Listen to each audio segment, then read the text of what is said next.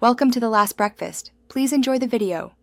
In this video, I will explain how to replace a radiator on a Chrysler Town and Country. First, gather your essential tools, including wrenches, pliers, and a suitable drain pan. Always ensure your engine is completely cool before beginning any work to prevent burns. Next, carefully drain all the old coolant from the system into your pan, following proper disposal guidelines. This preparation ensures a smooth and safe replacement process.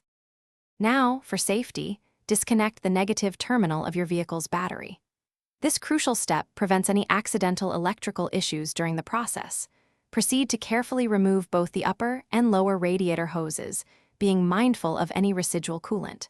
Then, unbolt the radiator mounting brackets and gently detach the fan assembly. Take your time with these steps to avoid damaging surrounding components and ensure a smooth removal. With the old radiator out, carefully position your new radiator into its designated spot. Ensure it sits securely before proceeding. Next, reconnect all the radiator hoses, making sure they are clamped tightly to prevent leaks. Securely fasten all the mounting bolts and reattach the fan assembly.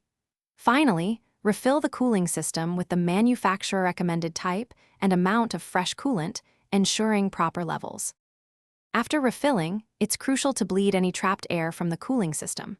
Run the engine with the heater on high until it reaches operating temperature, then top off the coolant as needed. Carefully inspect all connections for any signs of leaks. A thorough check now saves trouble later.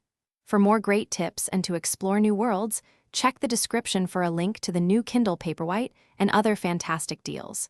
Your vehicle will thank you for this careful maintenance. Thanks for watching. If this was helpful, leave a like and consider subscribing. See you next time.